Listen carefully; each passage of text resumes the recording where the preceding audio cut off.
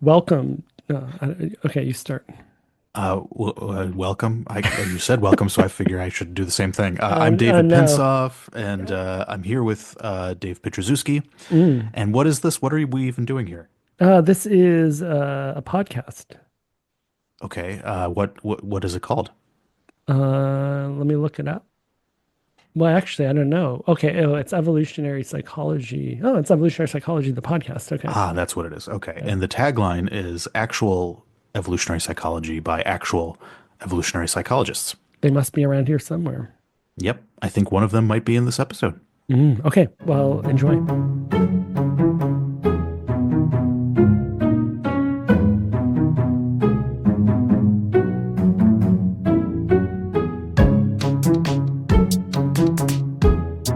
David, good to see you. Good to see you too, Dave. We have an awesome guest with us today. We have Michael Moncrieff, who is a scholar of international law, who has done field research in war-torn Croatia. We talk about so many fascinating topics. We talk about terrorism, interstate violence, even drag queens. We do. Yeah. Yes. And Michael has just incredible, fascinating stories across a wide range of human experiences, works a lot with international humanitarian lawyers in dealing with international armed conflict and terrorism.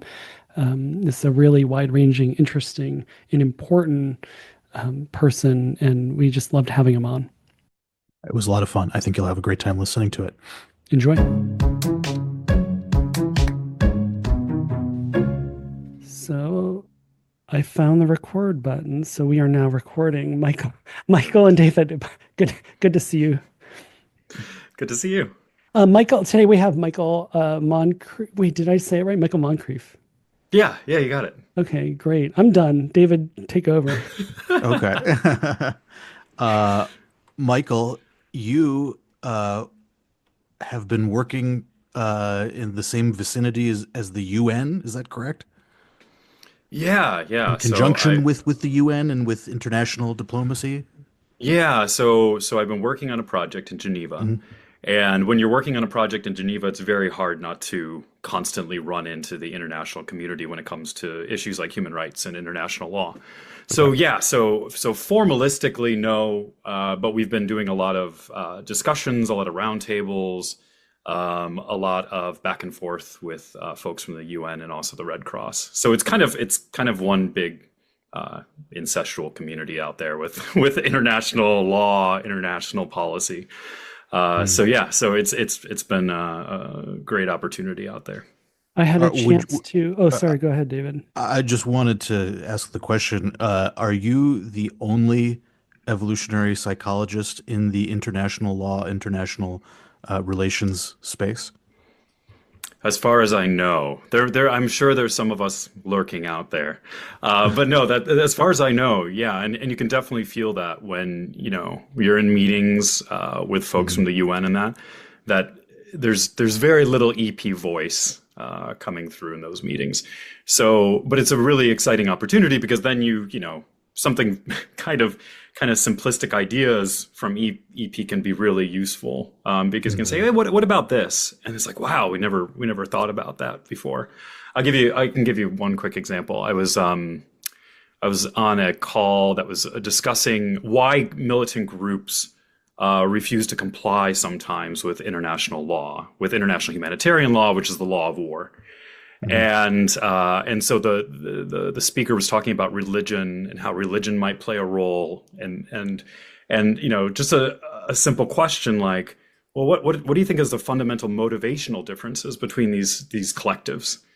And it kind of, then you hit a silence. Mm, And so it's interesting too, because like on that side, they don't really talk about motivational things in Mhm. international law. There's been a lot of people that have said, "Oh, we love to pursue some of those ideas," but no one's really thinking that way yet. So yeah, so some simple things that in the kind of the perspective that evolutionary psychologists take for Mhm. granted oftentimes are just really useful for thinking through those things. So is it? that's pretty mind-boggling to Yeah. me that a group of people who are trying to understand and predict and put a stop to terrorism, militant groups, violence, that they are essentially blind to the motivations behind it. Yeah, I mean, I think it's still very, very prevalent, kind of a standard social model, right? So, this idea that learning plays a big role in Hmm. militant groups is definitely apparent from some of like the ICRC, the Red Cross. Their kind of strategies towards getting groups to comply with international humanitarian law are oftentimes based on education. So, how can we talk to these groups? And there's some hints of ideas about incentives in there. Hmm. However, which is kind of more of an institutional type approach. But for the most part, it's still maybe if we talk to them the right way, if we communicate this information in the right way, then we can get these armed actors to comply with international law. Hmm. So So it's all been rather a than big misunderstanding, in other words. They just, um, a big misunderstanding, yeah, there's a little bit of that naivety when it comes to like how best to approach it. And okay. and so I wouldn't say that they're that bad as thinking like, oh, all we have to do is teach them in a classroom and they'll behave better. Hmm. However, I do think that there's still a bit of a hint of like, oh, if we can just convince them that civilians, if they protect them, then they'll get benefits, for instance, at the negotiation table. And first of all, like you kind of start with this idea that every group wants to negotiate, which I think is also Hmm. implicit in a lot of this stuff, especially with terrorism that I've been working on, is kind of this Hmm. implicit thing like terrorism is always for bargaining when Hmm. there might just be purely other reasons such as the destruction or depowering of other groups. Hmm. So yeah, so there's a lot to unpack there, a lot that's not been really discussed yet in the literature. Well, ideology. So and we'll eventually get to who you are. How, but I'm really happy we're just like launching into this. So David has this paper on sort of ideologies and political ideologies, and the idea is that I mean David can do a better job than me, but that political ideologies are largely confabulation for some underlying sort of alliance thing. And this is sort of one example of one of the things we've talked about in this podcast so far. One of the themes has been that people there's sort of strategic reasons underlying systems and for really important things like what you're talking about already that we're sort of launching into, you really study groups in conflict, really important life or death decisions, and you're talking to people in these rooms. I mean, I was in a room with you where they drafted part of the Geneva Convention talking to international humanitarian law. IHL, I got it right. There's a lot of acronyms. Yeah. My God. It's IHL and International Human Rights Law, IHRL. We're currently under IHRL, but if there was an armed conflict, we'd be under IHL. So hey, I've been practicing, I but feel like I'm spreading the good word of the international international law, so I'm doing my international law. part. Yeah. International law is really interesting. Actually, since I went to that thing, I've been like learning a lot about it, and it's very important with like lots of life or death consequences for like millions of people. So it's actually really good that somebody's doing the science. So thank you for doing it. But anyway, back to the point about confabulation in ideology. One question for you, Michael, is um, one of the things, like I said, there's been sort of a theme for this podcast, and I think it's just a theme of EvPsych in general, is there's sort of, you have to be humble and respect why people are doing things. And there's sort of this history, especially in social sciences, of sort of patronizing to the people on the ground making decisions. And, I think David's argument about political ideology and other arguments too, and I'm curious if you agree with this, Michael, and I'm curious like how this plays out for you, the particular range of experiences you're having in the people you're talking to. But this idea that sort of like, well, people are sort of dumb or naive, we need to tell them what to do, as opposed to like understand and sort of be an anthropologist about like, well, why are they doing this thing? And then figuring out from there what's the next step, as opposed to going in assuming that it's simple or it's learning or it's ideology, as opposed to like there's just this basic evolved psychology that has like basic needs and people are roughly reasonable even when they do terrible things. Like, Yeah, I have so much to say on this that it could take days, but I think I've seen it in both areas that I've worked in. So I've worked in counterterrorism now for probably almost a decade, and Mm. then before that working on ethnic violence, and you see it in both of these areas. So with with terrorism and radicalization particularly, you see that there's this constant debate about ideology and what Mm. role, and it's coming back again. So, Mm. um, and it's actually a really hot debate in the field right now. So, earlier models of radicalization were heavily ideological based. Like, the focus there was on changing the message if you wanted to prevent someone from radicalizing, or counteracting those messages and things. And a lot of the models of radicalization kind of put ideology at the core of this. And then you start to see problems along the way. More recently, there's been this idea of what the people have called like salad bar ideology, where you're getting these strange mix of like far right actors kind of adopting positions that Islamists would adopt, kind of neo jihadist positions. Mm. And all of a sudden, the folks in this field were like, whoa, whoa, whoa, what's happening here?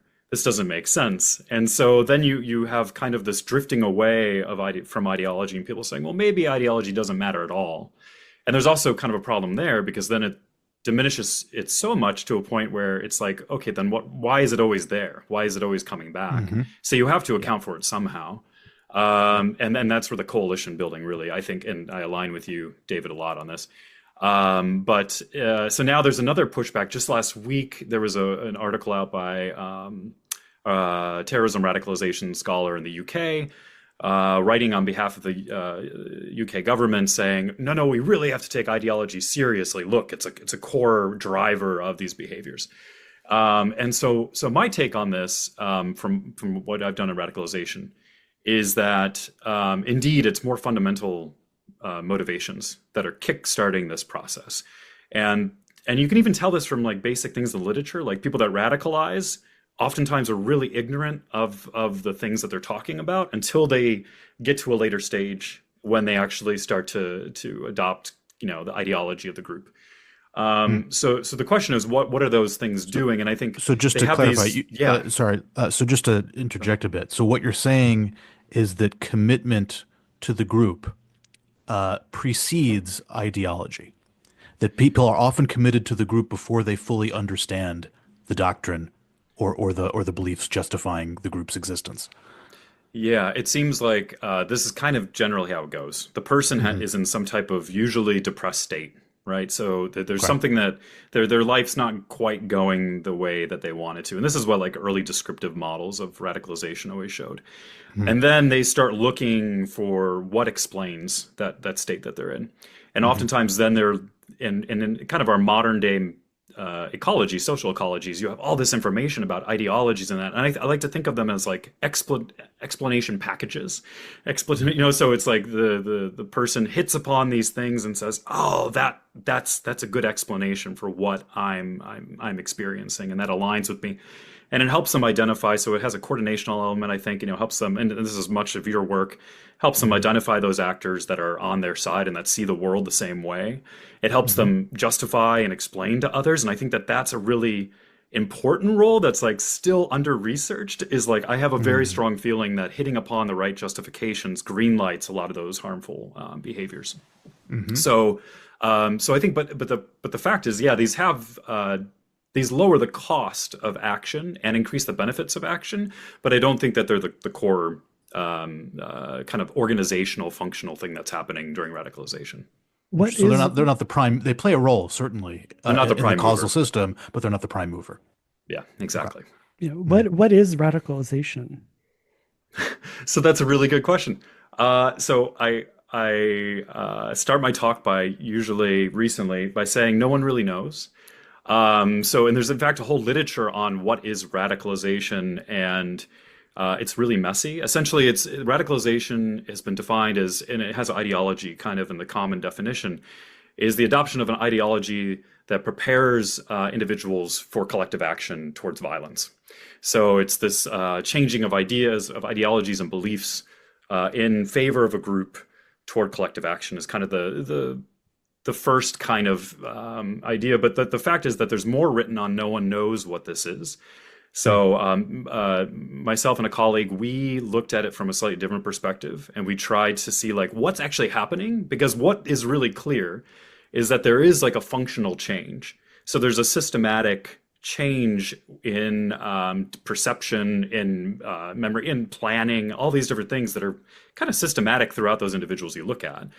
So there must be some kind of orchestrational organizing process for this. And, if you look towards the EP literature and John and Lita's work, you see, that emotions play a prime role here. And so me and my colleague looked at this and we said, what could be playing the prime role? And we went through many different examples of different types of things. And we finally settled on envy as this emotional system that we think, if you look at the envy literature that's out there, it matches very, very tightly with what's happening during radicalization, as far as all these different changes that the person's going through.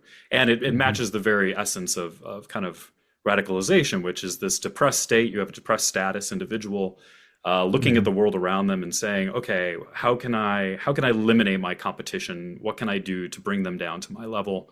And then, motivating the actions to do so, whether those are, really violent actions, or whether that's joining a militant organization to support them in doing violent actions. But when we kind of conceptualize radicalization, we actually used more of a game theoretic approach, which is just looking at how do people think about their relationships with others. And we see that that's also changing. And so there's kind of two things. There's like a risk preference change, where it's like, we have to do this now. Everyone should join us, because if we don't do this thing now, then we're not gonna be here tomorrow. So there's an action preference, this risk, taking on really risky actions that have to be done now. And there's also kind of changes in how they see others. So they see their social interactions as changing. Those that aren't participating are seen as like free riding or skirting.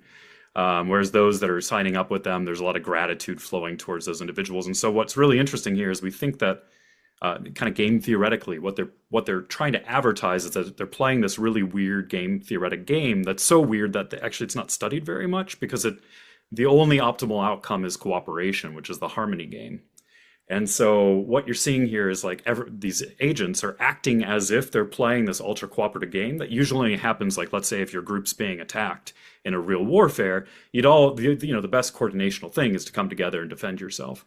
And that's kind of how they're talking about all these situations. So I'll stop there, because I could go on. Yeah, it sounds like, I'm imagining obviously all of this science starts with a lot of assumptions or imagined scenarios. And what I'm hearing is this is sort of, all of these concepts are built for sort of some kid on the internet who sort of, is living in like somewhere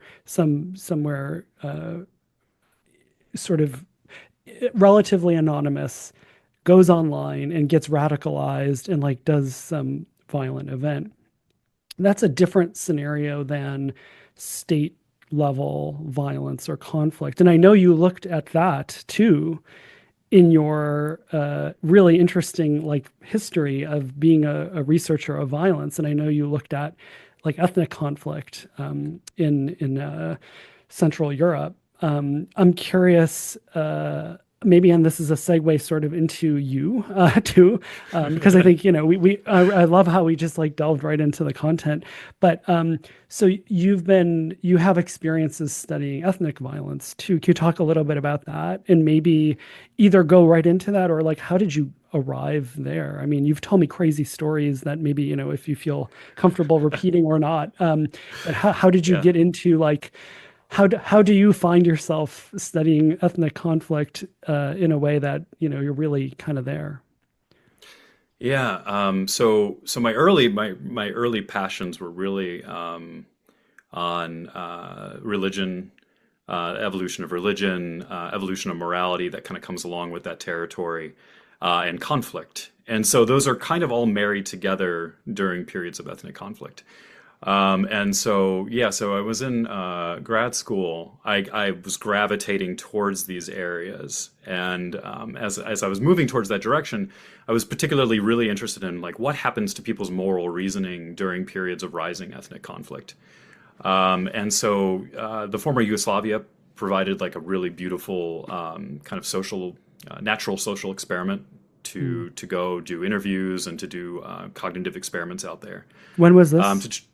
So this would be oh my gosh, a decade ago, Okay, yeah. which is wild. So yeah, so about 2015, 2016, I was out in along the coast of Croatia and also in the kind of rural villages that are from the coast towards Bosnia, so Zadar to Benkovac. And yeah, and so what we were really interested in is and inspired by too, which I've been teaching a class and I tell my students, and I think David, we talked about this when I saw you about how like coordination is such a an incredible thing, but no one notices it's there. I mean, Hmm. there's been beautiful research here by Thomas and Pinker and their Hmm. crew. And I saw, I think Pinker's working on a new book to come out this fall that's also dealing with coordination. So I'm super excited Hmm. about that. Yeah, But it's one of those things that we just take for granted, and I was kind of totally. beating my students over the head with it recently. Yeah, what were you gonna say? Yes, I think it might be worthwhile for people who might not be privy to this stuff what coordination means, what common knowledge means, why this is the water we swim, why it's underrated. Yeah. So I think I'll start with why it's underrated. It comes so naturally to us that it's just like Hmm. we're completely blind to the fact that this is what's happening around us all the time. Hmm. But the simplest kind of coordinational game is just trying to align individuals towards the same goal, and that's it. That I mean, you're trying Hmm. to achieve a state of kind of common knowledge, which is this idea that I know that this other person knows that I'm willing to engage in this action, and vice versa, kind of ad infinitum. And I'll give you Hmm. like a great example of this that I love using in my classes is the fall of the Soviet Union in Poland. So there's this great video, it's very short online, where this guy is discussing how they would go around and put these radio transponders from Radio Free Europe throughout people's homes. And they wouldn't tell those individuals that they had these transponders or not because they wanted them to have deniability. So they would kind of hide them in people's homes and everything. And so one night, all these people were frustrated and fed up with the system. And one night, they said, "Hey, if everyone listening would go on to their lights and flick them on and off."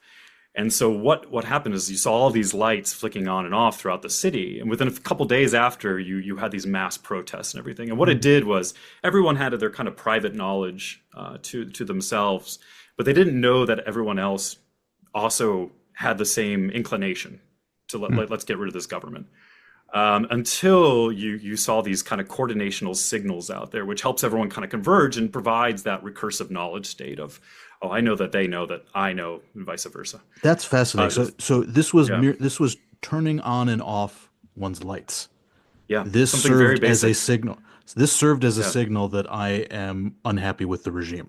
And I'm not yes, alone. And it's that I'm not other alone. people. exactly. Yeah. And this That's is why, fascinating. and this is, I mean, Michael, you might know this history better, but like when I teach like even intro psych, it's sort of like one of the reasons why like dictators crack down on protests that are seem even very small is this concern that it can create common knowledge of if everybody's miserable but isolated, nobody knows how many of us there are. But the second that other people say, oh, there's other people, like even the classic Solomon Asch studies, which actually do replicate, as I understand, Hmm. um, this thing of, so they show people, they bring people into this room and there's just like three lines, and one of them is obviously like shorter than the other ones. And the people who are participating in the study think all of the people sitting next to them are all participants, but they're actually in in in cahoots with the experimenter, and they say the wrong line. And the question is, what will the actual participant do? Will they conform? And sort of remarkable levels of conformity one gets. I mean, it's not 100%, but it's still like pretty high, it's like 30% or something, even more. And then depending but you you don't get conformity if at least just one other person doesn't agree. So and it doesn't, so it's really just the fact that I'm alone versus everybody else. And if you have at least one other person, that makes a huge difference. It's like the dam is broken. Hmm. Hmm. Do you think that the flicking on and off of the light, do you think the seeming disconnect from the content of I'm unhappy with the regime is a feature and not a bug, in the sense that if you're trying to coordinate with other people that you're opposed to the regime, it is very risky for you to say that out loud in a conspicuous way. I hate the regime. You might get imprisoned or executed as a dissident. So people have to somehow find a way to coordinate and create common knowledge that they're on the same team against the regime without those signals getting picked up on by the authorities. And so the beauty of this signal of turning on and off one's lights is that its disconnect from the content is a design feature, and that it makes it difficult for the authorities to catch on to what is being done. Would you agree with that assessment? Yeah, absolutely. And I mean, this is just a really cool example because it really gets you to conceive of this. But there's all sorts of interesting things in this area that are done with cost and benefits, how those influence individuals. Even something as simple as, I know there's some research like sharing the same locality or accent can actually shift your ability to coordinate a bit better. And also people that are in relationships very long periods of time have much greater ease of coordination with tasks than that. So it's a really cool thing that our mind is picking up here. But I totally agree with you that yeah, indeed, it's because there's that ability still for plausible deniability that comes into this, and Pinker's work, where this kind of underlies a lot of things, like he always talks about, would you like to come up and see my etchings? Yeah, And of course, exactly like this kind that. of Yes, indirect exactly. speech. Yeah. Yes. So there's, I mean, but it's so pervasive that my students in a recent political science class that I taught, I didn't realize, but I was kind of beating them over the head with it every couple classes, because I was like, guys, look, this is a coordinational like issue right here. I'm like, all right, coordination again. But it's really fascinating, because like our entire global economy works off coordination. That's why when people talk about cryptocurrencies, people are like, well, there's no value there. And it's really hard to explain to people that coordinational value is a value in itself. And so, Hardin did a bunch of work here where he showed that, there's exchange value from coordination, that there's, collective power that comes from coordination. So all these things are like crucially important. Particularly in the startup of mass conflict, it's really a coordinational thing, and then it becomes more of a cooperative endeavor as it builds. But yeah, But we got distracted from the light flicking to Croatia. Yeah. I got Yeah. distracted. No, it's Moth great. to No, the no. light. It's really great. I mean, this is also Yeah. one of the reasons why we're doing this podcast, Yeah. is to just get a people a feel of what it's like, what people just like discussing science is like, and this is what it is like. But I want to get us Absolutely. back. So get us back to Croatia and what you're doing there and what you're experiencing. Yeah. Yeah, so in Croatia, what I was really looking for is, so there's some theories of morality that put coordination as kind of a centerpiece. So it's this idea that I'm willing to give up certain behaviors so long as other people coordinate on those same actions. And in doing so, we all kind of benefit. We might give up, and maybe we'll be a bit hypocritical at times, but we kind of give up. We take on some cost for kind of a wider benefit.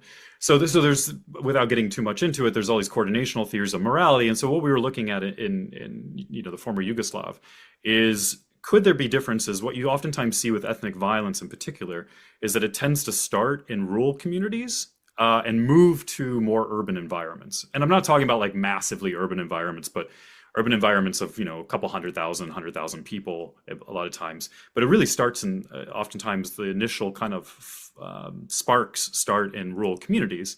And so we were thinking, one of the things that you have as a difference between rural and urban communities is this heightened sense of pre-existing coordination. So people have frequent encounters with each other. They know each other very, very well. They spy on each other. They gossip. So there's a lot of expectations there. And so we were wondering, indeed, you see these moral differences too, right? Where there's higher moral condemnation in kind of rural communities versus these urban communities. So we were looking at, does coordination play a role? And we kind of operationalize that as, what do you think your neighbor would do in this circumstance? How would they think about this? And urban environments, people don't know their neighbors as much, or they might have a few pools of people, their work colleagues, their friends, but it's not these extensive networks that exist, these imbricated kind of overlapping networks that exist in these rural communities. Yeah, and so you're So what are going to, so like you're actually going to these communities and talking to people face to face. Is that right? Yeah, and so yeah, so we spent a lot of time in the urban and rural communities doing interviews. We did about 60, I think, interviews. Right. And this is about the And history of this conflict that they had just gone through relatively recently. yeah, yeah. So I mean, the conflict officially ended in 1995. However, as with any conflict, it lingers, and the after effects linger for a very long time. And I mean, the memories are still extremely fresh in all those regions. If you go down there, especially to rural communities that were the hardest hit, the memories were yesterday of losing a loved one, or of losing your home, or et cetera, these terrible things. And can So you yeah, just to like, I mean, just like the human experience. I mean, yeah. in a rural community, is it that there were people that they knew, or it was like people that were distant but that came that were actually doing the harm to them? Both. Wow. So yeah, so there were some kind of the early initiation in that region was some kind of paramilitants from Serbia that came in and started stirring up trouble. But once the war got fully underway, it was very much like when talking with participants, it was like, oh, I knew this group of guys since Wow. I knew them since they were children, and now they're and then one interview in particular, I remember she said, this particular uh, group would come to her, and they would show up at her house and demand that she cook for them, and then they ended up actually killing her husband in the end. Wow. And so yeah, so it was a lot of personal relationships with these people, and that also is why it's so in particular in every ethnic conflict, it's so Yeah. striking, like how personal these relationships can be and how quickly they can, like the moral sphere shrinks. And so what we were doing is looking at what role does coordination play? If you have heightened coordination in these places, could you necessarily shift to a new set of kind of moral rules very quickly, which you have more difficulty doing in an urban environment or a less coordinated, pre-existing coordinated environment? Um, and so we think plays a partial role, excuse me, in this shift towards violence that you see in those communities. So we were looking at that, and also some of the narratives, and looking at the field of coalitional psychology is quite new still, and this is 10 years ago. And so we were looking at, do these narratives support some of the initial predictions from the field of coalitional psychology with an EP? What was that like? Because, we had an anthropologist actually, and we can maybe know about your background because I don't know if it was in anthropology or psychology or both. Yeah, I was in psychology early on, and I worked Mhm. doing like cognition and experiments with human robotic interactions and like these very technical experimental designs. And then I went to anthropology, social anthropology later on. Yeah, because I mean, what was that like, just like either scientifically or personally, to like go to this place, hear these stories, Yeah. and this is not an abstraction. And I mean, there's two ways to think about it. One is, um, you know, one thing I like about EvPsych is that I feel like it sort of rises to meet all the wonderful and horrible things humans are capable of, Mm. right? Like it's not sort of bullshitty to genuflect towards David. Like it's just sort of like as good or bad or mundane or remarkable in both good and bad ways people ever get. I think like there's sort of evolutionarily informed theories of that. So one question was sort of like, even though that's true, did it feel like, oh wow, like this is real? This is like real people had horrible experiences, and like the science isn't adequate to meet the richness and horror of these experiences, or not. Maybe you were like, oh no, this all fits, whatever. And then the other question is, so that's the scientific question, and then the personal question was sort of like, I mean, not everybody gets to experience that, and I don't know if that changes you or the way you think in it. I don't know if you carry that experience forward. I would imagine it's got to have an impact on you. I'm just curious how that has changed you as a person or scientifically. Yeah. I think So I'll try to address it. There's so many things that come to mind. So the first one, and it's a very mundane one, is when you take, the first time you go to some rural community and you have like you've been working on this research for over a year now. You've got all these excellent translations of like the best, you try to look for the best measures. And one of the ones that I was using was this measure of ethnic affiliation. And it was supposed to be like the best one used in the world, thousands of articles published on it, and take it to this rural community, and the people are filling it out around a kitchen table, and the one just starts laughing, and she's like, "What the hell does this even mean? This is so stupid." And then they're all talking about it, and they're all like mocking the scale. And when you look at it and you're looking at it from their perspective, you're like, yeah, this doesn't match. This doesn't work here. So I think from a very though that was the initial thing that was like, oh, the benefit of doing field work is, you see, does this work? Does it not? And then as far as it was really interesting is when I first arrived, we were starting to kind of organize interviews, and it took a long time. I was there almost a year.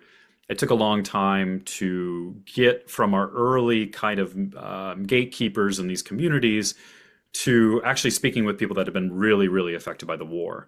And that only came towards probably the end of the time that I was there. And that's when it was like all of the most horrific stories and experiences were kind of put together at once.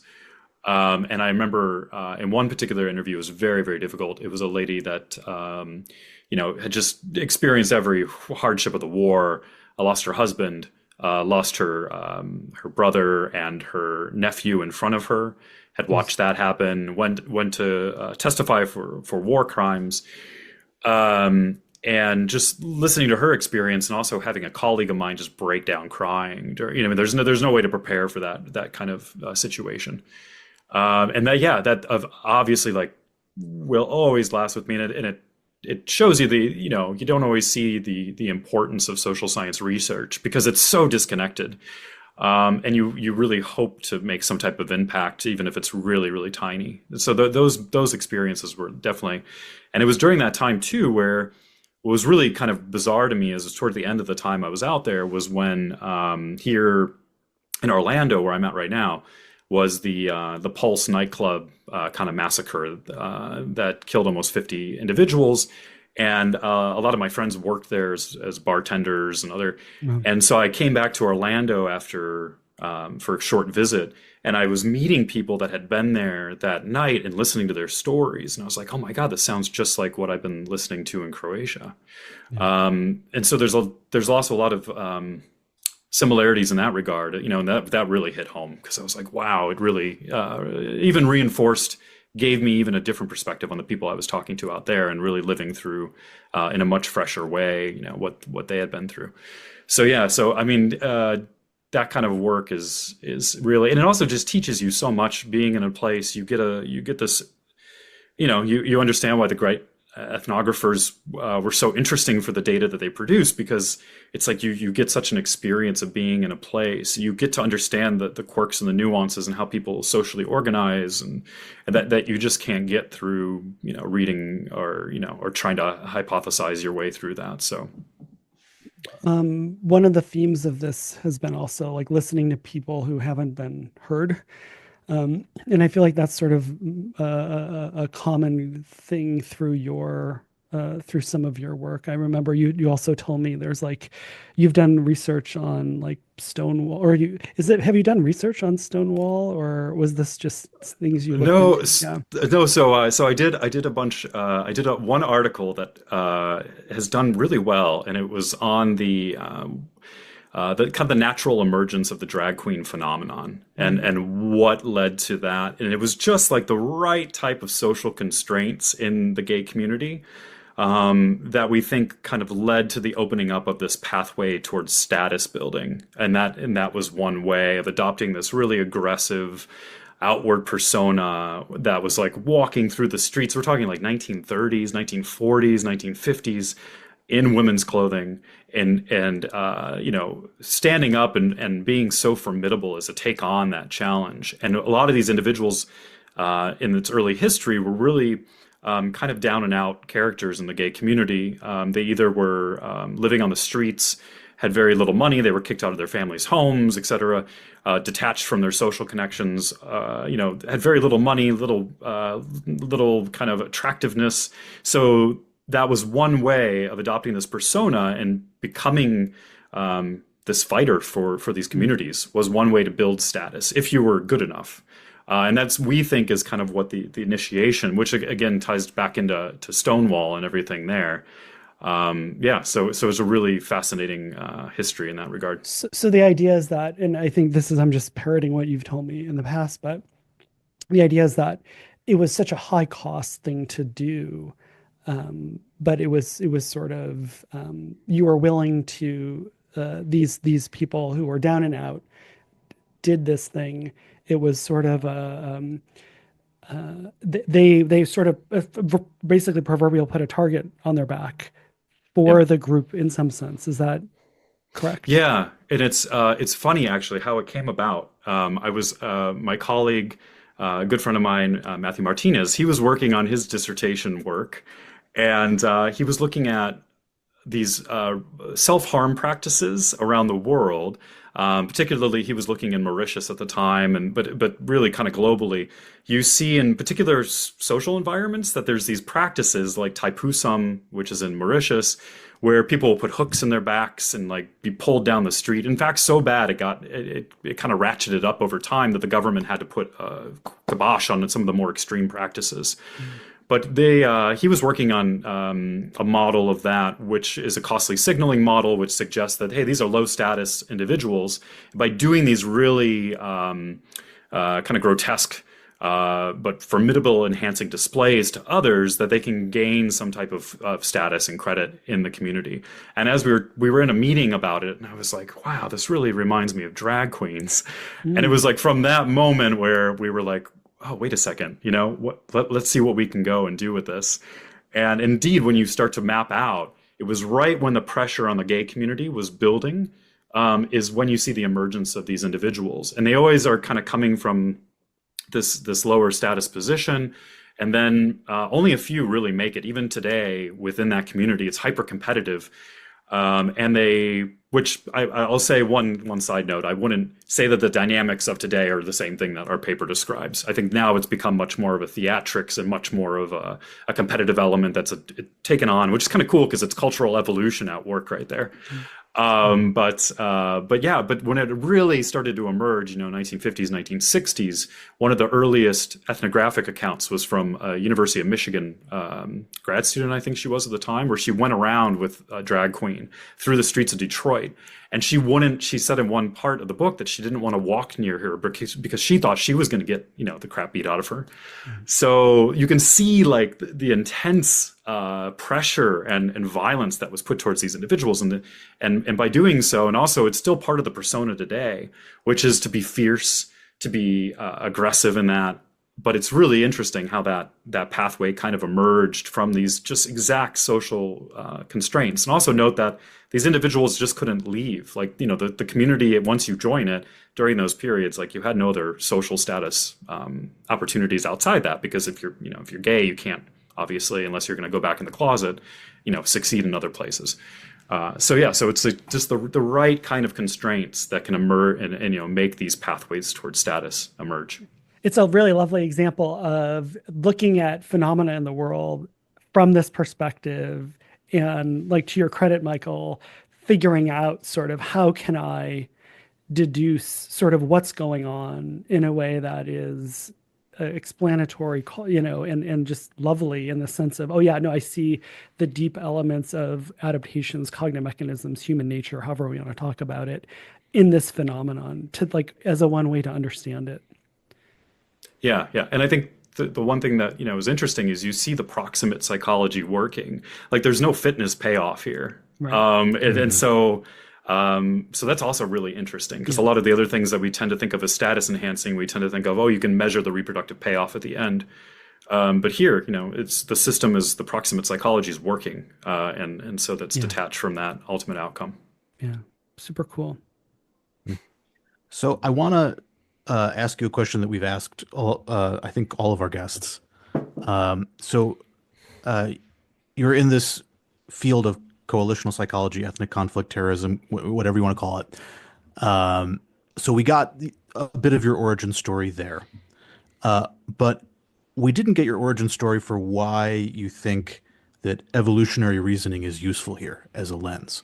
So what brought you into the realm of evolutionary psychology, evolutionary thinking, of all the perspectives to take on these incredibly important issues? Why choose the evolutionary perspective? Okay, so diving back into my former life, so I before I got into psychology or anything, I from very young age, I was about 12, 13 at the time. I started working, like, this is the weird part about growing up in Florida, right? You know, you see like the Tiger King and everything. That was kind of like part of my life when I was younger. So I worked at a lot of zoos and aquariums and with wildlife organizations when I was young, volunteering at first. And then when I was 14, I got my first positions as an employee. And kind of, I had this whole career before going into the social sciences of working with, oh my gosh, sharks, dolphins, alligators, snakes, birds of prey. And so it was really from those kind of biological origins that I was really interested in, like, oh, well, you know, what drives animal behavior? And over that, kind of naturally over time, I think, you know, especially when you're going through high school and then, you know, early college years, you start to think more about people around you, and you're like, okay, why do these people behave that way? So I think like the earliest influences on my thinking in this way were like E.O. Wilson's like early works and everything, and then of course Lita and John's. And the one thing that when I got into more in psychology, the initial thing was like, okay, but why? Like, I was so frustrated by this why question, which is like, you know, I remember taking a personality theory course and, you know, kind of memorizing the, you know, 30 some theories of personality. And I was always like, but why, like, why, even if any of these are correct, which, you know, I have a lot of skepticism.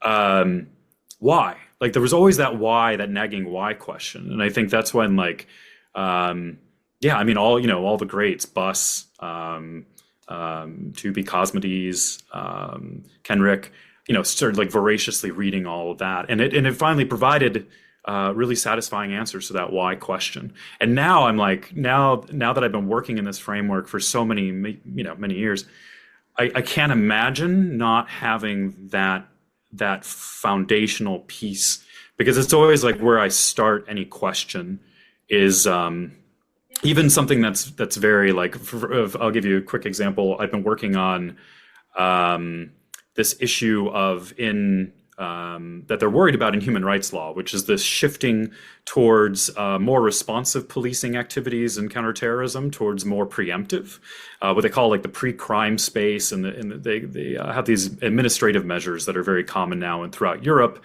the UK, France, even Switzerland's adopted them now, which is essentially like pre-crime measures, like if they suspect you of potentially becoming a terrorist, or affiliating with anyone that's suspicious, they can the executive can put these restrictions on you.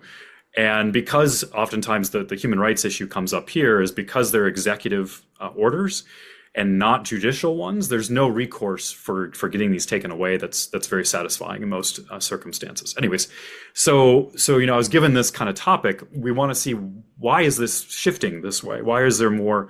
And so immediately I kind of, you know, go back to the evolutionary perspective, and I say, okay, well, what kind of threat does this present? And I think terrorism in particular presents a very, like, I have a paper that talks about this, is that I think it's what the mind is keen to detect here, and it's using cues to detect it, is something that is really an all-out, all or nothing coalitional threat.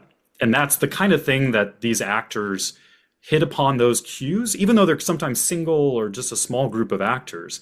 If you can do these things that signal to others that you're going to come for the whole collective, like you're going to indiscriminately target them, you're going to do so with stealth and all these other things, and not, you know, announce when you're going to do these things. If you don't target the bargaining aggression wing, like the military, but you target the civilians, all these cues that traditionally throughout human history would have indicated that there was another group coming to eliminate your group. So you better be on high alert And you better, and what you see is all these downstream responses, right? These precautionary responses that we would expect.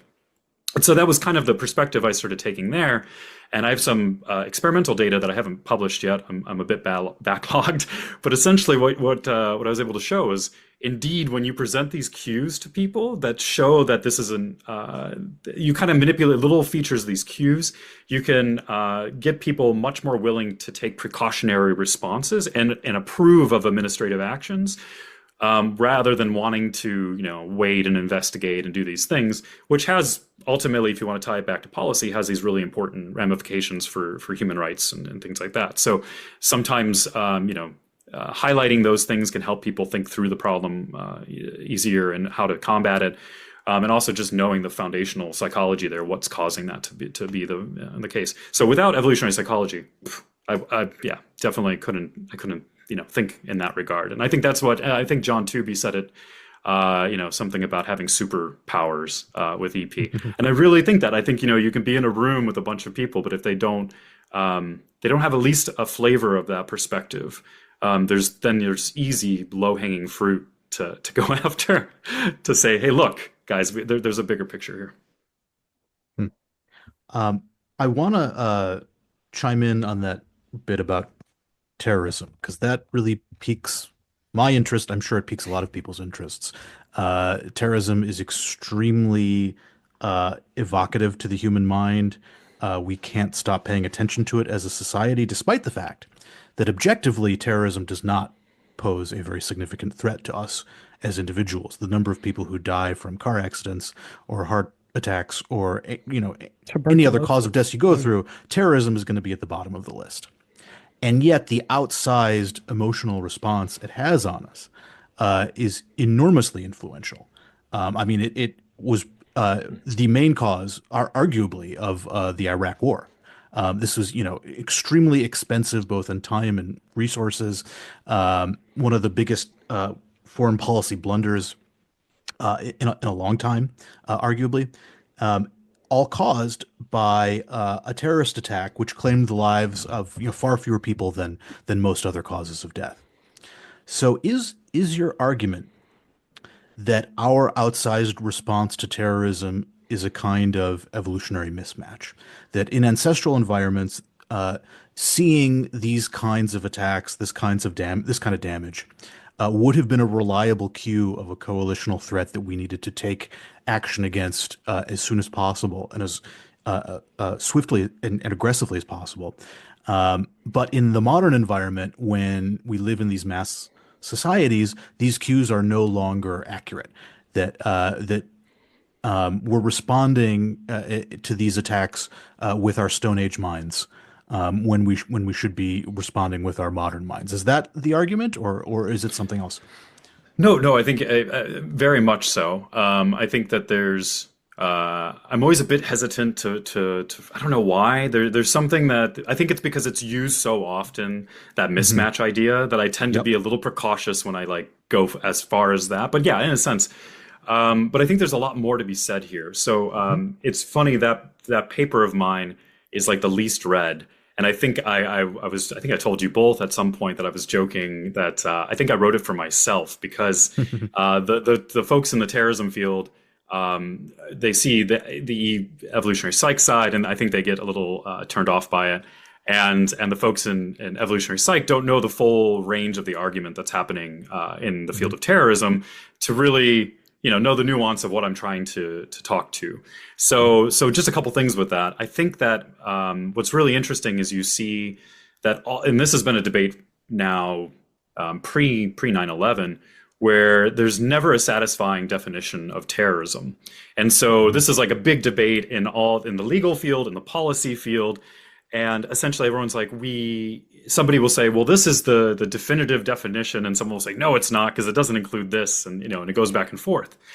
And so one of the things that I was trying to show there, which everything kind of comes together in this picture, is the fact that if these are kind of representational systems, right, and individuals have different social positions, And so, for instance, this is always the old saying, one person's freedom fighters and others terrorists kind of thing, which is crude, but it kind of gets you this idea that the different social positions of the agents doing the evaluation will matter a lot to whether those systems are triggered or not.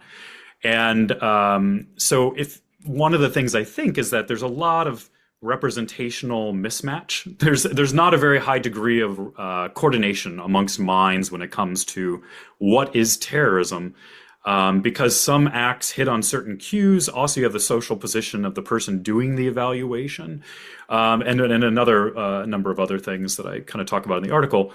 But there's this mismatch, and I think that that's probably one of the reasons why it's because terrorism hits on certain cues. And actually, when you ask people in experiments, is this terrorism or not? People do, when you give them a bunch of cues, they actually say, oh yeah, that's definitely terrorism. And when you degrade those cues, they're much less likely to say that that's terrorism. They might say, oh, that's mass shooting and things like that. So there is something interesting going on that you can see that's like this representation thing that's happening. So there's, but then also it comes together with the precautionary idea too, is that once those things are hit upon, then you get this full-blown precautionary response. So it kind of brings together a number of elements, which is the representation thing, why we lack a good solid definition, which, by the way, when I was finishing the paper, I said, well, if this is much closer to what's happening with something like genocide, there should be less arguments about genocide because it's properly hitting a lot of these cues. And indeed, when you go look, there's much less argumentation about a definition of genocide. There's still arguments about what constitutes or doesn't, and and that's again comes down to the political agent that's doing that evaluation. But terrorism has a much more ambiguity in this regard. So I think that's kind of it's definitely, that was a really fun paper to work on. But again, it's kind of like in between these fields. So that's where I was with that. one just to follow up on the mismatch idea. Actually, Michael, since you invited me to this thing with the international human rights law, I've sort of been looking as an amateur into this. One thing I found was I'm really interested in conflict and war. And I realized I feel like I've been humbled reading through the expert analysis of these things. And one thing I found was there's something called the Watson Institute at Brown University, and they're trying to assess the costs of war. And to me, I didn't realize this, that, so for example, just a conservative estimate is that displaced people since 9/11, because of wars in Afghanistan, Iraq, Pakistan, Yemen, Somalia, Philippines, Libya, and Syria, the estimate is 37 million people. And that's displacement, both internal and external. A conservative estimate of the death toll could be about 4.5 to 4.7 million, and especially children. And so, and this is the results of a reaction to this horrific event, right? But I think, like, in the sense of the importance of understanding the psychology, and this is not a partisan issue. I mean, there's this book, the Afghanistan Papers. People even within the military. I personally know people who served in these wars. They're friends of mine, they're relatives of mine. Many of them are like, with Afghanistan being a good example of, like, what the hell are we doing there? They don't, the psychology of wanting retribution, retaliation, and the consequences of it. It's just interesting to think about how our evolved psychology, it feels good to sort of like not treat 9/11 like a police, something where we should just find the individuals who did it. And this might lead into some of this idea about, like, what groups are doing and the projection of group identities in international conflict. But regardless, of all these bad things, there's just this incredible amount of human suffering is done because of our evolved psychology, and I think understanding it better. Like these numbers, I was just shocked about, and I hadn't come across them before.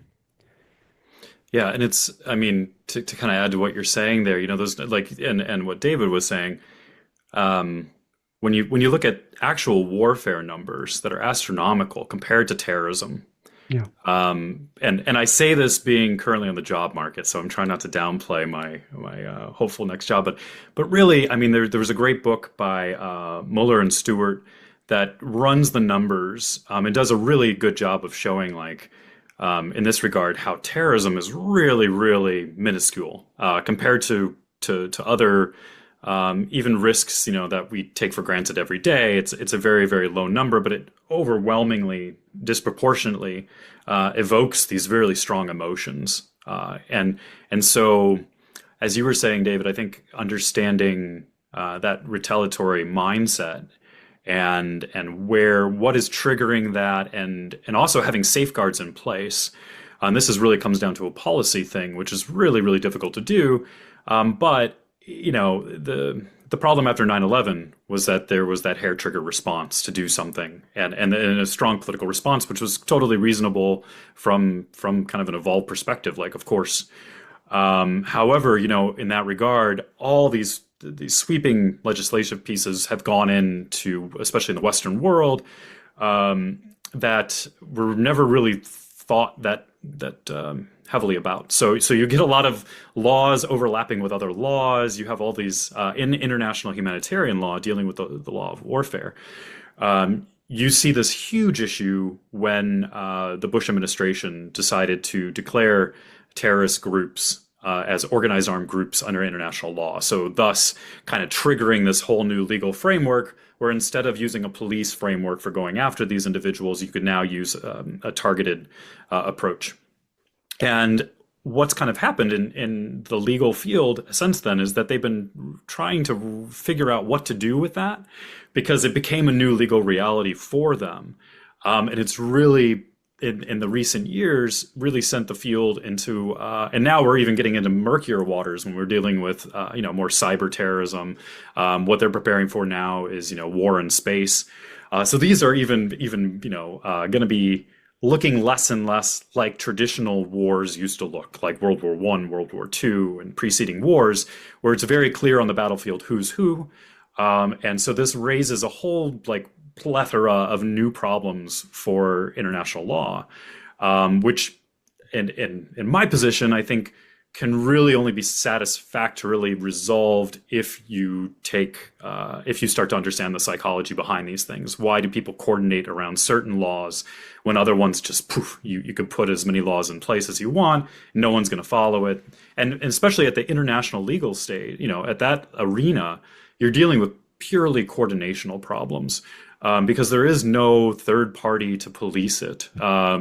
So it's not like domestic law where, you have at least some semblance of a court system and all these things that can hold people to account and to monitor and sanction behavior there. It's really based upon coordination games and who's willing to push. And so now, there's this new debate going on in international law, which is like, is it worth, have we failed? Has the international legal framework failed? And now you have a lot of debate about that from both sides, obviously.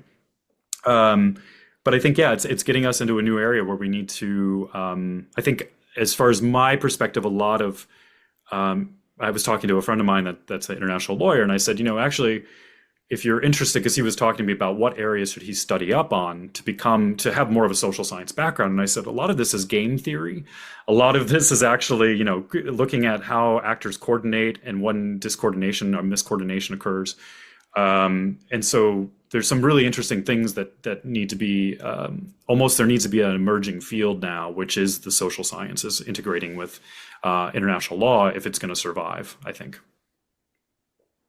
Is that discouraging to, I mean, I remember sitting in the room of the international human rights lawyers and like them laughing about how much, powerful countries just ignore, the ICRC or the ICC or any of these acronyms that are sort of, Yeah.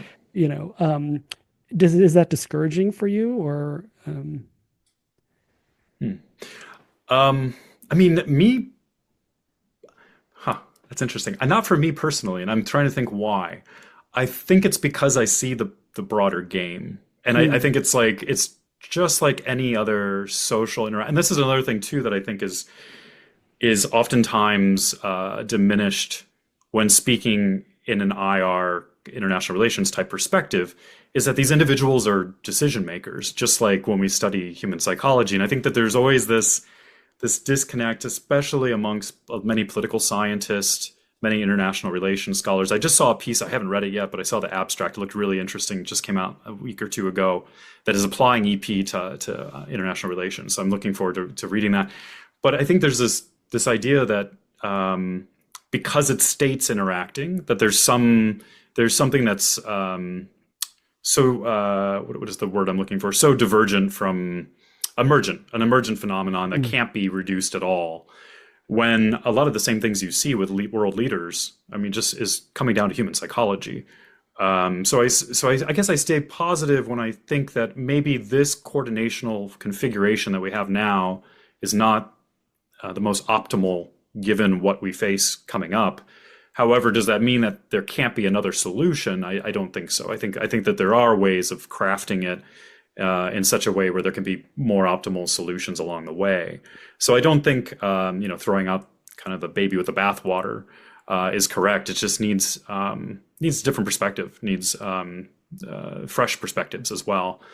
Because if this legal system was really developed at a different time, the the earliest ideas here were coming out of the Great World Wars and looking at how states coordinate and how different actors what role do they play. And it was only until the kind of the more modern period where you had this notion of non-international armed conflicts that's become now the priority mainly of the field, which is all these armed actors that are popping out like in Syria and other domains where the folks looking into these conflict situations can't tell who's who. And so now their very clean kind of legal system that they once had is facing a lot of challenges, and the question is how do they cope with those challenges? And then everyone kind of presents their own logic behind what's a new way of kind of going about this. But a lot of it kind of spins in circles without this kind of outside input from social scientists. And I think it was at that meeting where we had even a political scientist say, all my years of working in conflict, I've never been invited to talk to anyone in international law. And so I think that like right there is really interesting, how there's such a disconnect that you don't get that back and forth a lot of times. So, but I'm hopeful. I don't know. What is your perspective? Both of yours. I mean, maybe I'm tend to be more of an optimistic person, so that's why I think I can deal yeah. with terrorism and conflict more. But Yeah, I mean, I think for me at least, since I was invited to this thing, I've been sort of shocked at, the degree to which I am like a very like I'm an American. I grew up, I am not a very partisan person, and I sort of knew, like the U.S. had sort of, installed the, like things in Iran and things like that, so I knew like we had sort of a patchy record.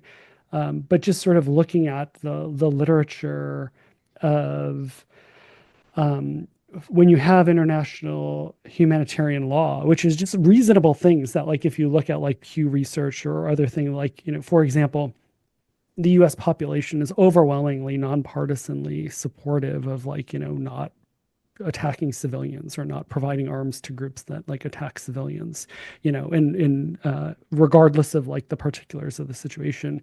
But yet, this kind of thing across administrations, different political administrations, different sides. It's not a partisan thing. Just these things just happen. Um, I'm still personally sort of just realizing that the numbers of people affected are huge by sort of state action. And for me, I'm like thinking a lot about, we're not getting the evolved cues of, for example, like all these displaced people or all the like I was reading a conservative estimate is like for every person killed in a war, there's at least 4 non-combatants killed, just sort of like actuarially, just because of like disease, famine, displacement, etc. And yeah, again, if you like ask people on the street, like, what do they think about that? They're the public is sort of right, but like countries, like our own country and other countries, whether we consider those countries good countries or bad guys, it's sort of a universal thing where I think countries and states are doing things that most of their citizens don't agree with. And for me, at least, I'm just sort of, I don't know if I'm optimistic or pessimistic, but I've been thinking a lot about why that is. And for example, like that we're not getting the evolved cues of all these people affected. Like I had no idea there were that many people impacted in our attack of Afghanistan, for example. And I'm not saying that, I mean, the Taliban is horrible, right? But and there's no but and the experience of seeing people have impacted or knowing that people are impacted would have been part of our evolutionary history. Like if somebody attacked us and did this horrible thing, we would retaliate, but we would also sort of know how much our retaliation impacted other people, and there's sort of a natural check on that. And I'm just sort of wondering aloud right now, stumbling around thinking about this issue a lot of the consequences of these sort of feel-good retaliations. Number one, are they rational?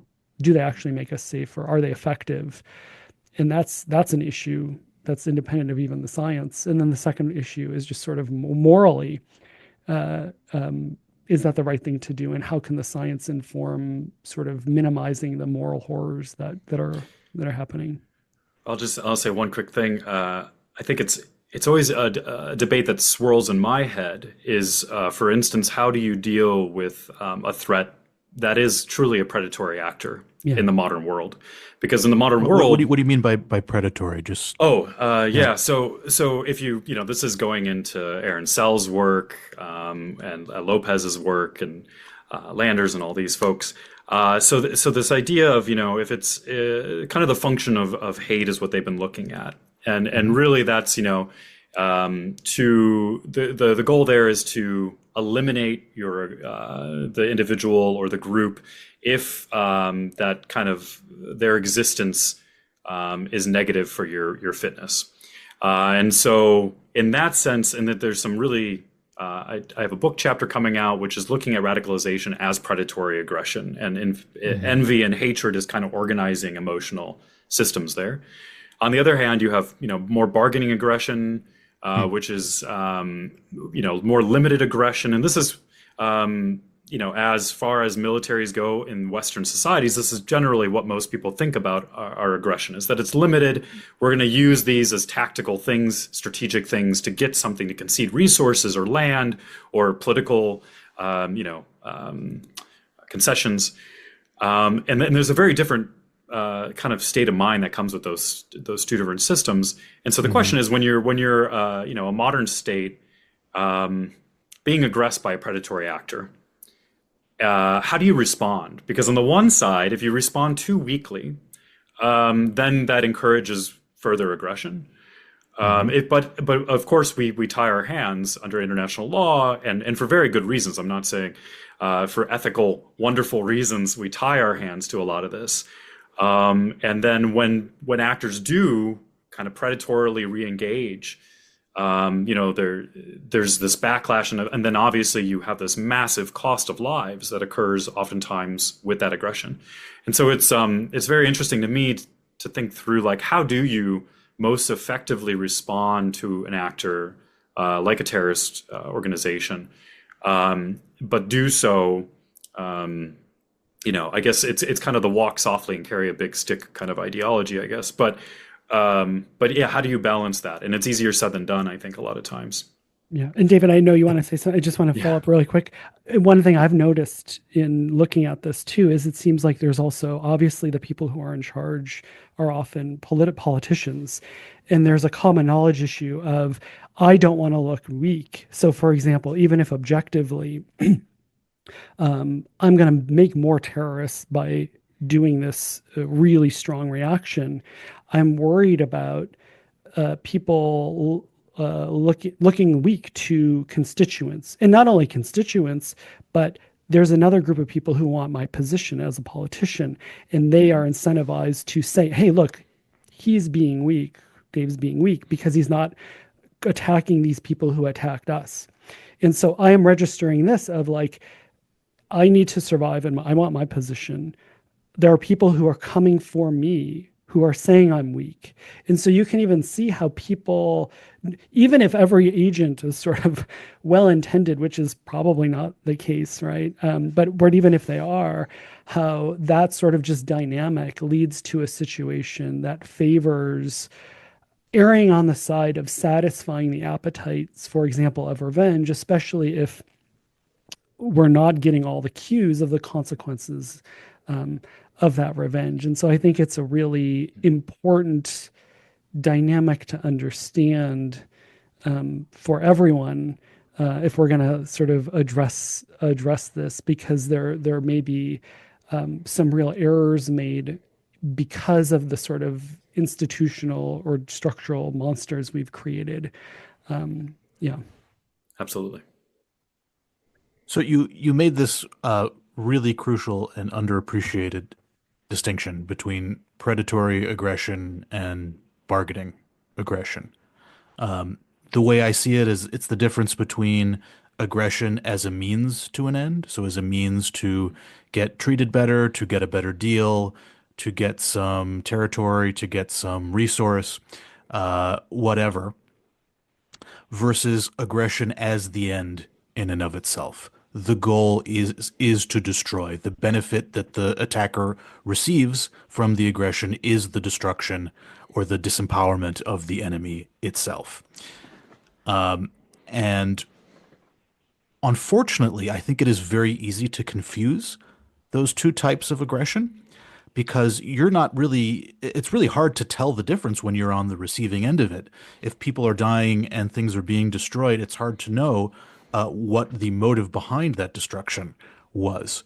But knowing the motive behind it is actually crucial for responding in the right way, because confusing predatory aggression for bargaining aggression could be extremely counterproductive. And vice versa, confusing bargaining aggression for predatory aggression could be extremely disastrous as well. Do you see this confusion being made in the international arena? Is this a danger? And how can we avoid making this mistake? And what is the best way to respond to each of these types of aggression? Yeah, I mean, yes, definitely. There's definitely a confusion of these different types, and that is a not only from EP, but the idea of predatory aggression is a bit wider. There's been other studies in other fields that have looked.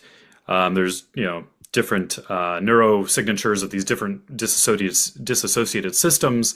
So we know, there's a rich literature here in EP and also outside of EP on these different systems. I'll give you an example of when it can go wrong is in my own field of terrorism.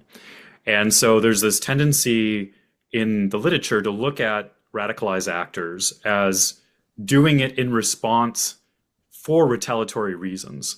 And so a lot of the idea here is that radicalization is what they say is a grievance-based thing. So people radicalize because something's been done to them by the state, by their local community. And so most of the models that are out there are very much reactive models. And so me and my colleague, what we did was we said, no, we need to start looking at this a little bit differently. In fact, some of this, first of all, is accepting the fact that aggression is good from an evolutionary perspective, not meaning for us, for ethics, but the sense of that aggression can be a really beneficial thing for certain actors. And so when you start to take this other perspective, what we've started to do is trying to shift the perspective of, no, this isn't what radicalizing people are radicalizing is not in response oftentimes. They might give you those when you ask them why they've radicalized. And we think that might be part of the system to kind of look for excuses and justifications. That's fascinating. Yeah. Because it's I'm just spitting this out spontaneously here, but it seems like it would be in the interests of a predatory aggressor to convince their victims that they're engaging in bargaining aggression. Um, Yes. does that make sense to you? Because if they're not aware of your predatory intentions, they might try to make concessions to you, and that's good for you, and then you'll just keep on attacking them. Yeah. Not I would only, say, yeah. Oh, not only that, but, and this is Anthony Lopez's point, and we should have him on, is that leaders, the group that is doing the aggression is not a unitary thing either. And so there can be times where there is a small number of people whose interest is the aggression for their own benefit. So in some sense, they are being predatory, but most people are not predatory, and so they'll often. This is Anthony has this paper, Making My Problem Our Problem, where the point is to sort of spin this narrative of the group I want to be predatory towards. If I'm the leader, I tell my people who I want to support my interest in aggressing, they're attacking us.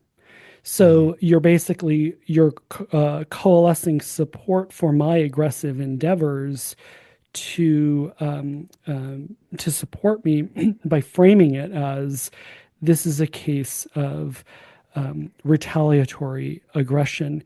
And you actually see this at every scale of social interaction, where there are agents who are differentially benefiting, and you see this even cross-culturally in small-scale social groups. There are just a subset of agents who will benefit from a raid, for example, or from intergroup conflict, and then the other people who will not. And their job, the people who will benefit to be belligerent, is to figure out a way to frame or encourage the people to at least go along with it, be okay with it, treat it as, yes, we are all attacking them. So I just want to say, like, that even, in some sense, that even further complicates the predatory versus retaliatory aggression, because it can literally be the case that the same set of people on the same side who are throwing the same spears or dropping the same bombs are actually, in one head, it's retaliatory, and in another head, it's predatory. yeah. And I think I'll say here is that I think for so many years, the researchers that have been talking to radicalized folks have been assuming that the reasons and justifications that they're providing for their actions are the cause of those actions. And so we would like to, we wanted to go further, and I think this is a direction for future research. But also, our position is that envy is driving a lot of that home-based radicalization. That is kind of the core focus of that literature. And we think one of the things, the downstream things that envy does is it searches for these reasons and excuses and justifications, but to mask itself as well. So you said, you're advertising towards the victims, and that might be one group as a predatory actor to advertise to say, no, I'm going to stop if you guys just let up a little bit. And there's also, you're advertising towards those others, like you're saying, Dave, on your own side. And I think this plays such a critical role when you're seeing like ethnic violence start up. It's these predatory actors that are the first to move, and they get a lot of pleasure out of this. Is another thing that hasn't been discussed really much, is that you see across the radicalization literature is that excitement, joy, a thrill, and everyone kind of, they've appreciated the fact that it's there, but why is it there? And it's like, I think it's really getting back down to some of the research that they've suggested with negative association values and how that can invert cost and benefits in the minds of those actors. So suddenly you heaving out cost and destroying your enemy is really pleasurable. Probably, close to sexually pleasurable. And that's where you get these weird. And so one of the things that's never been discussed is like, what is the one thing I always ask before I give a talk, is like, what's the one thing that's really peculiar about radicalized people? And it's funny, as members, I've given this talk in DC amongst policymakers and they immediately hit on it. And my mom hits on it, but the people studying radicalization, they're like, oh, what is it? What is it? But it's really this idea of like, oh, that person looks crazy. Like if a person goes and commits a mass shooting at an elementary school, or any of these, a lot of these radicalized actors, the initial reaction to people is they can't wrap their head around why that actor would do that type of thing. And so I think that there's a lot to be said here about this inversion of costs and benefits, that radicalization. That's part of that process, and that's part of that process that envy in that case of domestic radicalization is kind of moving the agent towards those actions that feel really pleasurable and exciting and thrilling, in order to eliminate or depower their adversaries. Would you say that the international relations community is of the perspective that terrorism is generally motivated by grievance, by retaliation, by bargaining aggression, whatever you want to call it? And do you find yourself in the minority position arguing that no, this is not retaliatory, grievance-based bargaining, whatever you want to call it, but this is actually predatory? Yes, yeah, 100%. And it starts to resolve a lot of the issues. In fact, the main kind of stream definition of terrorism is something that's religious or political, and I'm not going to verbatim get it, but essentially it's framed as bargaining aggression. It's to get some type of political gains, right? Mm-hmm. And that's kind of the mainstream view of literally what defines terrorism. So I've seen just recently someone online saying, "Oh, they're not using the word terrorism correctly because that person's not, in our verbiage, not using bargaining aggression." Which in my mind is completely the opposite of what I think these folks are doing. But it doesn't, to kind of the economical mind or our own rationality, that doesn't make sense. Like, unless you take into consideration this inversion of some cost and benefits, because it would just be befuddling. Like, why would someone give up their own life? And it doesn't seem to quite make sense unless it's for a broader political agenda. Then it's suddenly like you see the cost benefits and it matches your own intuitions about costs and benefits. And then it's like, oh, that must be what's happening here. And that's not to say that anger, bargaining aggression and predatory aggression can't co-activate. So there might, and then within a terrorist organization, this is not to say that everyone's radicalized. Some agents might be there for other reasons, for, self-interest or, numerous other things. And this is what we see in warfare all the time, is that you have, kind of the radicalized actors that start the conflict. And then the next in line, that suddenly the social environment shifts the costs and benefits. Costs start to rise of not joining, the benefits of joining start to, and that idea that flow of cost benefits can really have such a strong influence on behavior is also a bit underappreciated. Oftentimes you get this intuition that, oh God, there's got to be something more, right? Like, it can't be that selfish or that shallow of a psychology. There has to be some moralistic thing, or there has to be something else driving these people. And I think when you shift cost benefits, people will look for the reasons and justifications for those actions. And that's oftentimes that, this is like a Timur Karan type situation where these shifting costs and benefits of, in his regard, ethnification. But you see this shift, and then more and more people bandwagon and get on board. And even the ones that aren't truly on board, that will always have a problem with the aggression, they can't do otherwise, because to do so would be to kill, be killed yourself. Do you think, just to ask a clarification question, do you think that the predatory versus bargaining aggression thing is actually that distinction, versus it's more of a almost proximate ultimate thing of predatory is people who are either certain that they're going to have to just exert a high cost, and it actually is for bargaining, but it's just that the bargaining is so distant, it just looks like it's just destroy everything.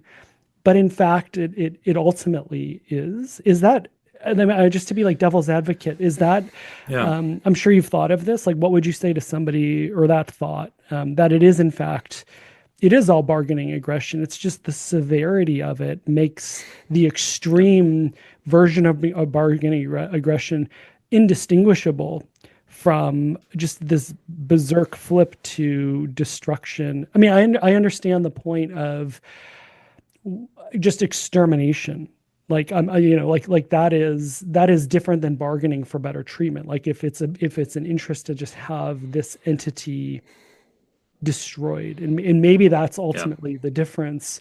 But I'm just thinking, like, again, in this cartoonish way, if you look at somebody who is willing to blow themselves up on a bus, right?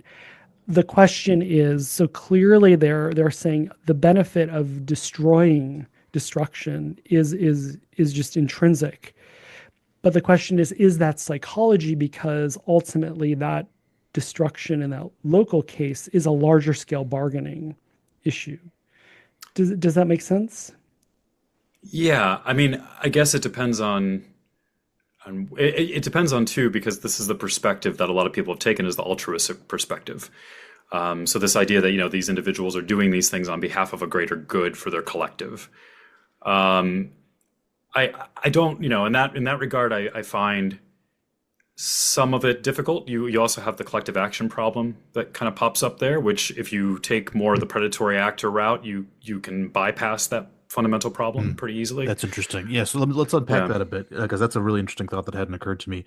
So there is a collective action problem if the goal is to benefit the entire group, and that each individual has an interest of getting the benefits of the collective action without incurring the costs themselves. So you have this free rider problem. So if the goal is to benefit the group, it's hard to create the kind of selective incentives to mobilize the group toward the collective action. And insofar as any individual is willing to make a huge sacrifice for the benefit of the group, like say committing suicide, that's really puzzling to explain. On the other hand, if it is predatory there and each individual gets a direct benefit from the costs inflicted on the enemy, then it's no longer so much of a collective action problem because any amount of destruction on the enemy is perceived as a benefit to everyone in the group automatically. So it's not really so much of a sacrifice at all if you're getting this immediate payoff of wreaking havoc on the enemy. Am I getting Yeah. that right? Yeah, absolutely. And again, going back to the kind of the mismatch idea, that might be playing a role here as well, as Okay. what are the cues that are kind of calibrating these different systems. But also, David, I would say that, or Dave, sorry, I would say that I I think I start, how to say this? I think we've spliced things in such a way because we didn't have a functional perspective for so long Mm-hmm. that now when I'm starting to look, I think actually I'm getting ready to, like, for the next papers, getting more away even from the concept of envy because it confuses the heck out of everyone. Because people come to it with kind of their own preconceived notion of what is envy. B, they come to it with like, oh, I've experienced envy before. There's no way that, my desire for this something that someone else has could drive me to do this. Right. There's also just like, we're not sure where the boundaries of that system are, and it's very, very confusing. Hmm. And what I'm seeing more and more in my mind is kind of like in the virtual reality system that is my mind is like this cost benefit landscape. Yeah. And those individual actors in that cost benefit landscape, and what are the systems that are detecting and what are the cues that they're using to detect when those costs and benefits are shifting in such a way. Right. This isn't really addressing your question because like I don't have a good answer yet. Yeah. Well, Do you guys have any ideas there? even like I think Aaron Blackwell had a paper. I don't know if it's out or whatever, but like even like suicide bombers, the cost of them doing that, clearly, like the entities that want them to do that, there's all kinds of social structures of like your family will be financially better off. And if you like look at the data, like it's clearly that there's a manipulation of the cost benefit landscape, even for something as sort of crazy and irrational as suicide bombing. To even, because the person is still at the end of the day, it's like, I'm incurring the cost and the person next to me is not. And so there's all kinds of things around trying to get around that issue of the evolved psychology is sort of saying, wait a minute, what am I doing? Don't do this. And there's all of this institutional structure to push people towards. So it's in Aaron Blackwell's data was, people with a lot of family. So there's lots of siblings. They're really it's the difference between sort of the family being taken care of and not. the financial support if they do it. So you can really see how there's a lot of social structure throwing as many benefits to that individual as possible, and even then, many don't, right? And Yeah. even then, there's even just things of like making it so the handler of the person has more control than the person themselves over like actually getting them to do that, because it's really hard to get a human being to like try to kill themselves, and especially when there's ecologically valid, Yeah. like evolutionarily recurrent cues of that. Yeah. I think this is a fundamental problem too that comes along with this, is that we can look across like a conflict setting and we see all these people engaging in violence and behaving very similarly. Like this gets back to your point about how do we distinguish between bargaining and predatory aggression and all these things. And the one circumstance, this person might be doing it because they are trying to protect their family. Whereas the other one is doing it because in the end he knows that he'll get a better payoff. And oftentimes, like in ethnic violence, what you see very definitively, it's actually a very small proportion. I think in the new paper I have coming out, it's like I think looking back at that data, is about 16% of the adult male population, that right around there, that is the first active starters in Rwanda and Yugoslavia. That and they have a very particular profile. They're generally young, kind of the age of radicalized actors in domestic settings. They have a lot to gain. They have very low social connections with the community. And yeah, so you see like the cost benefit is different for those actors. So if you look across the conflict and all you see is everyone engaging in violence, how do you parse the motivational systems of those different individuals? And how can you ever address how to prevent the violence if you're just kind of saying, oh, that clearly like this is all the same? And we have that even, within a more localized setting like terrorism in a domestic setting, where again, like those actors that are part of terrorist organizations, and we're starting to get a better data here. Some folks in the Netherlands are doing really good work here to look at what's the difference between those that are engaged in terrorist organizations that commit violence versus those that don't. And so I think we're starting with the EP perspective is really, really important, because then we can start to get to the level of granularity that we need, where it's like, why are these different actors acting this way? And they might be quite radically different. And then, into this, I'm still, I love Nancy Cartwright's work on philosophy of science. And she talks a lot about Innes conditions. I don't know if you all have ever but essentially, I won't try to repeat it, but it's a great example of conditions of causality, where, for instance, you can have a condition, but unless it has some other supporting thing, it will never happen. And so it's trying to bring complexity and the complex systems idea back into causality here. So you might have someone that's radicalized to the point to violence, but there's something, just the opportunity is not there, or there's some missing piece. So again, that's even a more complicating factor of how do you parse that psychology, because that person might never act, even though they are truly radicalized, whatever that might mean in this sense. Yeah. To to kind of to turn this around, is there anything that kind of universally undoes violence? Like, I know you told me anecdotes about, sort of people in some sense or one way or another sort of reminding them of their humanity, and that occasionally works. Is that too sort of glib and trite? And I think people have this intuitive idea, right, to just sort of turn this around from like, we're talking about violence. Is there at least some hope, or like, how do you think about that? Yeah. Yeah. No, I mean, I clearly see it. I mean, a lot of people say there's this issue of low numbers in radicalization, where it's like they're so disproportional, and the number of people that radicalize compared to those that could radicalize but don't. And I think there you're looking at all of, we live in a social world that's very non-zero sum. And I think that's a really good thing, because it helps constrain, violent action. Indeed, like, the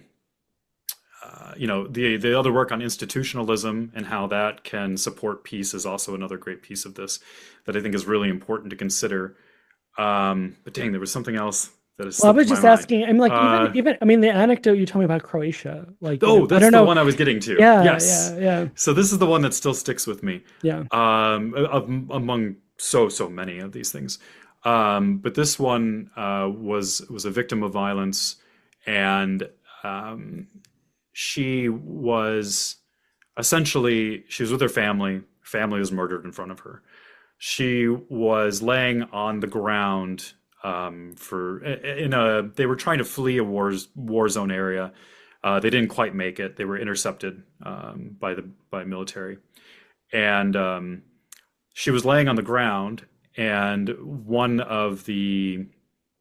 she was laying there for hours, and she thought they were going to leave her for dead. And one of the soldiers came over and said to her, "How do you want to die?" And he had a bunch of knives, and he was like, "Do you want to die by?" And she looked at him and she said, "Well, I hope that your mother has the same option," or something along those lines. And he kind of dropped and left. And that's how eventually, like, they left her behind, and she was able to get help and get out of there. And she told you And I this, like, think, this is a person you met, told you this yes, story. yes. Yeah. And so what's happening there? That's a really fascinating, there's something really quite profound that's happening there. As far as, kind of appealing to the better angels of our nature.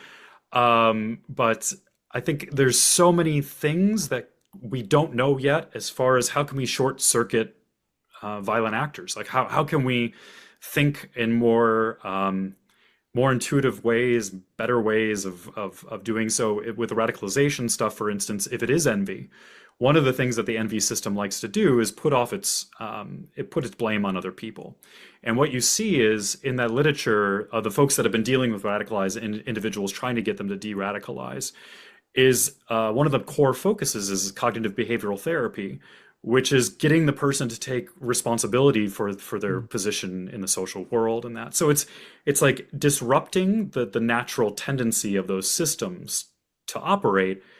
It might be as simple as that in order to revert. So it's not about, it's not about education, it's not about these other things, but really having actual effects on these cognitive systems that are, raising the costs, lowering the benefits, all these different things that I think are, have really profound effects, and sometimes for very low cost. So yeah, I think that's a really optimistic thing. That particular event, I mean, since you told me that, I've thought about it often, and you clearly do too.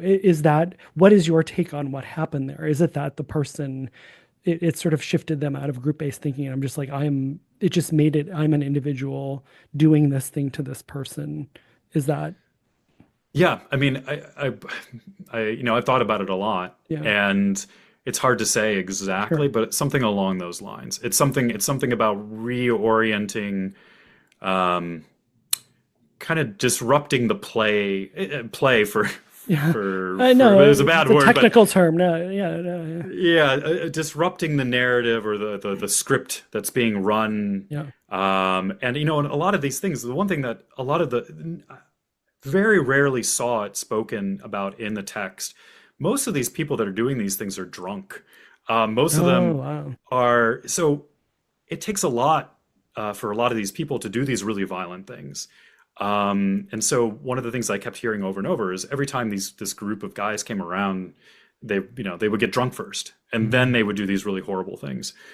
So yeah, so I think even in that circumstance, there's still there's this, the different parts of our cognition that if you can find a way to appeal to those, I'm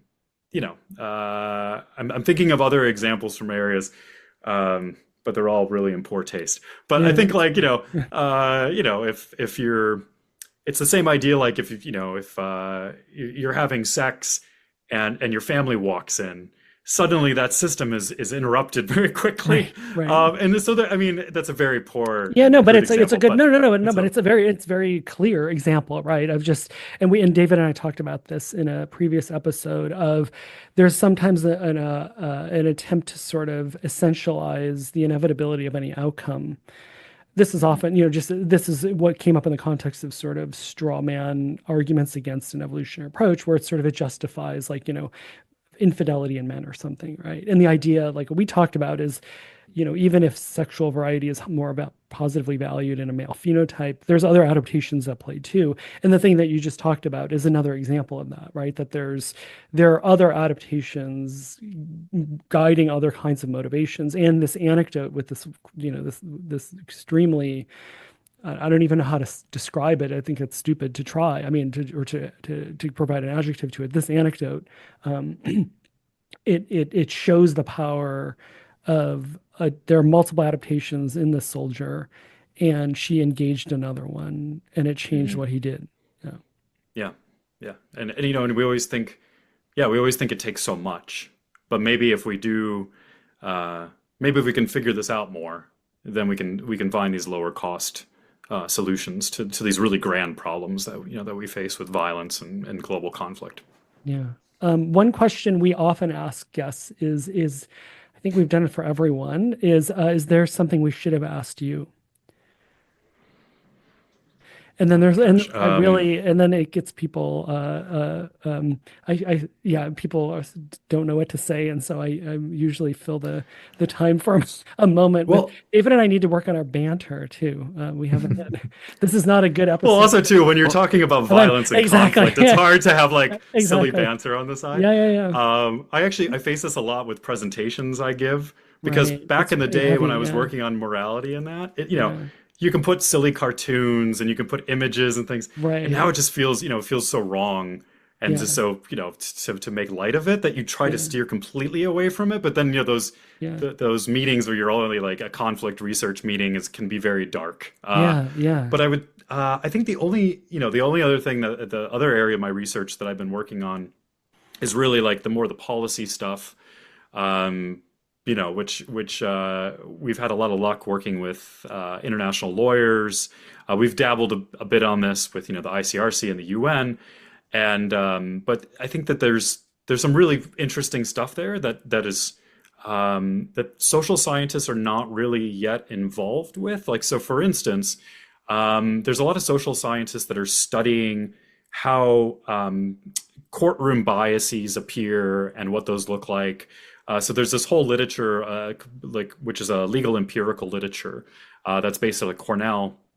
However, there's not really social scientists looking at theorizing and applying that to, or running experiments that would be applicable to legal issues outside of these very kind of constrained areas. So I think that there's like so much ripe fruit there for social scientists to explore, and a lot of lawyers that are very, very keen.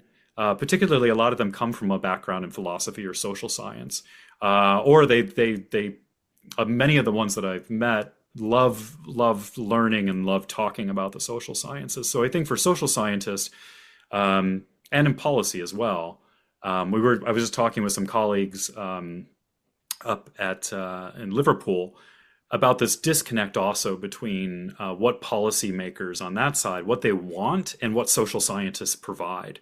And we're both working in the dark. So we do, as social scientists, we research what we're passionate about oftentimes, and then sometimes what our grant money comes from, which we may have differing levels of passion about. But on the policy side, a lot of times they have questions that they want answered, which we're kind of working in two different realms. And besides like the occasional thing, like the EU might put up funding for certain projects that are of policy relevance. But besides that, there's very little connection between practitioners, policymakers, lawyers, and the social sciences. And so I think we just started talking recently about how can we start thinking about solutions where it's like, hey, we really need answers in this particular question or this thing that we're really dealing with. So that social scientists can be more, that the relevance of the research is more aligned with what's needed out there. So is what you're saying that the connection between basic research and the applied part, where there are people literally doing things like sentencing people to death, making decisions about life and death, or just legal policy in general, that has huge impacts. The people who are doing the practical work are ready and willing and able and want scientific input, but there's not currently enough dialogue or connection between scientists and these applied people. And therefore, even the questions that scientists are asking are not informed by that there's this need, for example. And maybe also, is that a fair characterization? Yeah, I mean, I just saw a colleague in the Netherlands the other day, and he said it perfectly when he works a lot with policymakers, and he said, I always feel a bit half-hearted when I end my article and I try to draw policy conclusions from it, because if unless you're doing the research with the policy goal in mind, then you're just kind of saying, oh, this could apply in this way or that way. So the alignment doesn't really exist, and it's a very peculiar thing. I mean, granted, I don't want to give up all my freedom on research, but it's a peculiar thing that there isn't much, more of an alignment when most social scientists are working for the public good, Yes. and they're, so I think that there's something to be hopefully in the future to be improved there. Yeah, that's right. And even, I mean, I have met behavioral scientists who are basically like, I don't know what to study. Yeah, You know, no, that's so true. so I mean, really, it's really a tragedy in that respect of you've got really people who really are doing real things that need answers to questions, and they're not coordinated or hooked up to people who have the means to answer those questions. And there's nobody sort of like with the job. It's like there's like a matchmaking problem. We need like something Yeah. like a matchmaking service that is hooking up applied and We basic. need But a Tinder where you just, exactly, swiping. science Tinder. Uh, Wow, but yeah. we come full circle to coordination issues and Yeah, Yep. miscoordination in this it's regard. Coordination, yeah, coordination. and drag queens. Yes. Exactly. Exactly. Yeah. Michael, where can people find you right now? Oh gosh. Well, I just started recently having my own website, so Great. michaelmoncrieff.com. So that links to all my other pages and profiles and that. It's under construction, but hopefully it will be improving. Yeah, so that's probably the best way at this point. Okay, great. And we don't usually do plugs on this, but I will say, like, if what Michael is saying, whenever we post this publicly, if this research seems interesting or important to you, please also reach out to Michael if you're interested in supporting this research, because like anything else that doesn't fit squarely in a pre-existing institutional structure. I mean, the exact problem you're just described is part of the reason why this kind of work doesn't exist is because there's not, support for this kind of work. And so if anybody who's listening thinks it's important or useful or knows somebody who can support it, please reach out to Michael directly. Thank you. I will second Yeah. that. Um, but Thank you but so but much for having me. yeah, no, it was a pleasure, and really appreciate you doing this work. And I hope more people join you doing this bridging sort of social science and policy and law. And we're actually going to have some folks on. I think one of our next guests will be Deb Lieberman, who Oh, I is love. one of the other Yes. people. I mean, honestly, of the two, I don't know, you and Deb, can you think of anyone else who's sort of bridging EP and law? I mean, I guess there's a few other folks. Yeah, I think, yeah, definitely. I think that there's a Yeah, handful of Keela other. Williams. Yeah, maybe we should Of have her course, on. Keela. Yeah, Yeah, yeah, yeah. yeah, Mhm. Jamie's best friend. yeah. Yeah. But Michael, yeah, thank you so much. It was great to have you, and wish you all the best luck for this really important work. Thank you. Thank you so much. All right, David, we have completed another episode. Yes, we did. It was a really good one. And if you agree that it was a good one, don't be shy about it. Tell people on social media, tell a friend, leave us a kind review, support us on Patreon.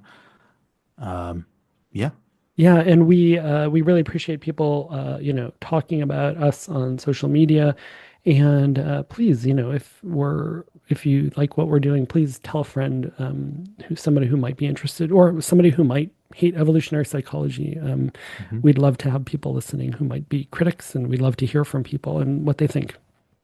absolutely. We'll see you next week. Sounds good. See you next week, David.